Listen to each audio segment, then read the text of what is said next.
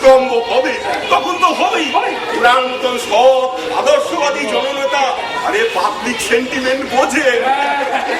ঠিক আছে, আপনার সঙ্গে সহমত পোষণ করা গেল। বুঝলেন আশুবাবু, বহুদিন বাদে মানুষ একটু স্বস্তির নিঃশ্বাস ফেলছে না। রাস্তাঘাটে ভয়ে চলাফেরা করছে। আজ তো আমি বিকেলে দেখে আসলাম পার্কে, রাস্তায়, দোকানে। সেটা যে শুধু কেলোর মৃত্যুর জন্য তা কিন্তু না, মানে দামোদর বাবুর এলাকায় মানুষজন তো নির্ভয়ে ঘুরবে। ঠিক আছে, এক্ষেত্রেও না আপনার সঙ্গে সহমত পোষণ করা যায়। গানটা কি চেঞ্জ করে দেবো? আমরা কিন্তু এই রবীন্দ্রসঙ্গীত চাই কিছু বাজাচ্ছি। আসলে কি জানো তো, কেলোর মৃত্যুতে যারা দুঃখ পেয়েছে তারাও শুনি, যারা আনন্দ পেয়েছে তারাও শুনি। আসলে এই রবীন্দ্রনাথের প্রাসঙ্গিকতা হচ্ছে এইখানে, দুঃখে সুখে বেদনায় চেতনায় আমাদের চেতনার বিরোধনা।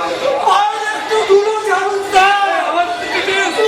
কি দিলেন বাইরে সারা এই জিনিসটা পাবলিককে আমি কিছুতে বলতে পারছি না।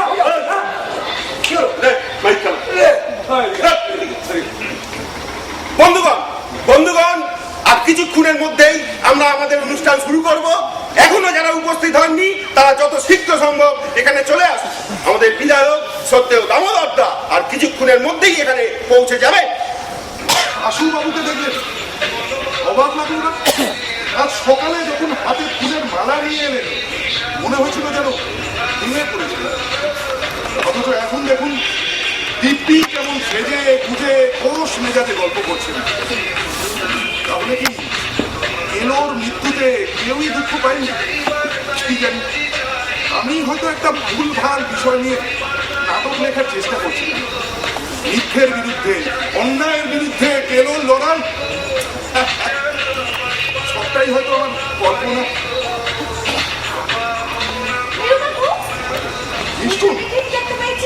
তাই তো বলি, পার্কের অন্ধকারে একা একা আর কে বসে থাকবে? কেমন আছিস? ও বাবা, শাড়ি পরেছি। সেই যে সেদিন দৌড় দিলি, তারপর থেকে তো আর কোনো পাত্তাই নেই। কোথায় ছিলিস এতদিন? ওরে বাবা, তো পুরো 100 নম্বরের পরিস্থিতি পাচ্ছিল না। দাঁড়াও সব বলছি। তার আগে এই নাও প্রসাদ। ও, পুজো দিতে গিয়েছিস? হ্যাঁ, তাই জন্যই শাড়ি। কিন্তু তুই তো কোনোদিন পুজো সব বলছি। তার আগে বলো তো, কথাটা সত্যি? কোন কথাটা?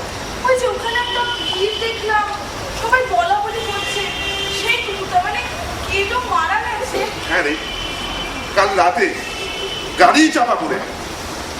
ইস,